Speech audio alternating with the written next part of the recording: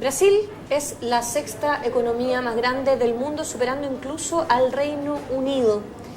Para hablar de esto y de cuál es el escenario político que enfrentará Latinoamérica, estamos con el editor de Internacional, Renato García. Renato, muchas gracias. Hola Francisca, ¿cómo estás? Así es, efectivamente, se estima que Brasil habría terminado este año 2011 con noticias muy positivas en el ámbito económico, habría desplazado a Inglaterra nada más y nada menos como la sexta mayor economía del mundo, según una investigación, un sondeo que hizo un centro de estudios ligados a la economía y también a temas empresariales en Reino Unido, y establece entonces que Brasil ha desplazado a Inglaterra de esta posición, ubicándose por supuesto como la mayor economía latinoamericana en el contexto mundial. Así que eso ilustra los aspectos positivos por los cuales está atravesando la economía brasileña en este momento, un crecimiento bastante fuerte que contrasta con lo que está pasando con las economías de la Unión Europea, pero también subraya los desafíos que enfrentan los países de la región para el próximo año.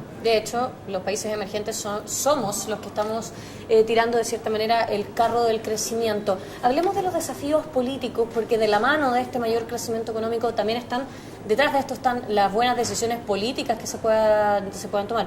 Partamos con Brasil. En el caso de Brasil, la principal preocupación de los observadores y los expertos es que la creciente tensión que hay en torno al problema de la corrupción, y si bien esto ha sido sobrellevado hasta ahora con bastante éxito por la presidenta Dilma Rousseff, se ha notado en los últimos meses un aumento de la tensión y un creciente interés de parte de la oposición por instalar el tema de la discusión en torno a la corrupción.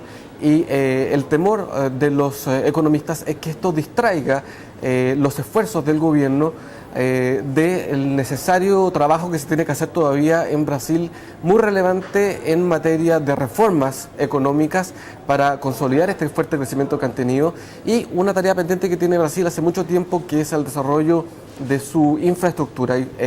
Brasil no cuenta con un nivel de infraestructura necesario como para apoyar este fuerte salto que está dando en temas de telecomunicaciones, por ejemplo, carreteras, puertos, y en la medida que se ha ido postergando eso, quedan un poco hipotecadas las posibilidades que tiene Brasil de amarrar este fuerte crecimiento que ha experimentado en los últimos años. Y el otro gran tema en Brasil es la dicotomía entre crecimiento e inflación. El Banco Central ha comenzado a bajar las tasas de interés de manera importante, porque anticipa que la desaceleración de la economía en Estados Unidos y en Europa va a frenar las presiones inflacionarias, pero Brasil tiene una inflación muy alta, y si no logra ejecutar ese encaje de que en la desaceleración global entre precisamente a compensar las presiones inflacionarias, puede haber un riesgo en el tema de inflación en Brasil que es relevante. Para cerrar lo de Brasil, entiendo que también hay expectativas de un cambio de gabinetes ahora a principios del 2012, ¿no? Sí, a comienzos del 2012 se espera que haya un anuncio con las nuevas figuras del gabinete. Hay que recordar que 7 ministros han caído ya en el gobierno de Dilma Rousseff por escándalos, involucrados en escándalos de corrupción. Han sido reemplazados, pero se espera que haya un nuevo gabinete que vaya ya a ocupar los puestos de una manera más definitiva. Hablemos ahora de uno de nuestros vecinos más cercanos, estoy hablando de Perú. ¿Cuáles son los desafíos que tiene Perú, que también es una economía que crece con mucha fuerza en nuestra región? En Perú el principal tema está dado por la conflictividad social, que ha venido aumentando en forma importante. Basta mirar el dato de que, según las cifras oficiales, en este momento hay alrededor de 200 conflictos económicos sociales que son muy relevantes. La mayor parte de ellos, el 70%, está vinculado con la industria de la minería, es decir, hay 140 casos de conflictividad social que afectan a esta industria, y este es un tema muy relevante para el presidente Ollanta Humala, porque lo enfrenta directamente con su base electoral. Él llegó al poder sobre una plataforma de los sectores más populares, más bajos. Él también hizo un trabajo muy importante en calmar las aprehensiones de los inversionistas extranjeros, que pudiera haber un gobierno nacionalista o que hubiera una ola de nacionalizaciones, estatizaciones.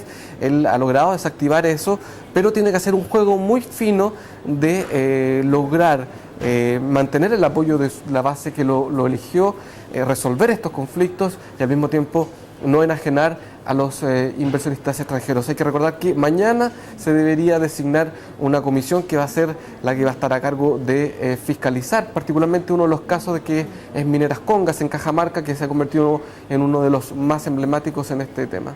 Renato, ¿qué tenemos con Venezuela, que es uno de los países, por decirlo de alguna manera, conflictivos en términos políticos de nuestra región? Bueno, indudablemente que Venezuela va a estar marcado por el año electoral. Diciembre del 2012 son las elecciones, una gran cantidad de incertidumbre. Para comenzar, no se sabe cuál es el real estado de salud del presidente Chávez. Hay que ver también el tema fiscal. Es común que en un año electoral, en general, el gasto fiscal aumenta, con mayor razón en Venezuela, donde el gobierno ha tenido un sesgo más bien populista. Se estima un crecimiento del gasto en torno al 50% para este año, y eso indudablemente va a poner presión sobre las cuentas fiscales de Venezuela. Y la otra incertidumbre es qué pasa si eventualmente pierde Hugo Chávez, cómo se va a desmantelar todo el aparato de apoyo con sus partidarios, las milicias, los tribunales muy alineados con él, cómo se llega y se desarticula todo eso que él durante años estuvo montando para apoyar su gobierno. ¿Qué pasa con el Chávez chico, entre comillas, Rafael Correa en Ecuador? ¿Cuáles son los desafíos ahí? Bueno, en Ecuador los temas que están más candentes, que prometen seguir generando polémica el próximo año, tienen que ver con el royalty a la minería, que es una industria que está emergiendo en Ecuador como una alternativa al petróleo, que hasta ahora es básicamente lo que genera el ingreso de divisa extranjera a Ecuador. Ha habido un pequeño auge en el último tiempo, pero hoy día se está viendo el tema del royalty de las industrias a las empresas mineras, y eso ha generado bastante turbulencia.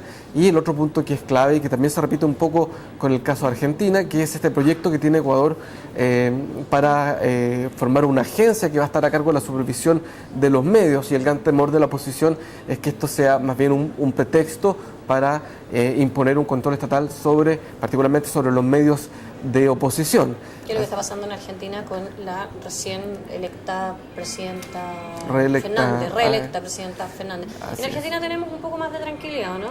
Ya con el escenario político definido, ¿no? Sí, en Argentina la clave va a estar en la inflación, que según cifras oficiales está en torno al 10%, pero que al igual que Venezuela es de las más altas del mundo, según las estimaciones de los actores privados, que siempre había una sospecha de que las cifras están adulteradas, y si el gobierno va a tomar medidas de fondo para contrarrestar la inflación. Se estima que hay titulares en Argentina que dicen que este sería el último año de crecimiento a tasas chinas, estas tasas de crecimiento tan aceleradas, y que ya a partir del próximo año deberíamos ver un crecimiento más moderado. Bueno, 2012 entonces se nos plantea como un año en el que se espera que Latinoamérica siga tirando el carro del crecimiento económico, pero también de desafíos tanto en el ámbito económico, como decíamos, y político. Renato, muchas gracias por este análisis. Hasta luego.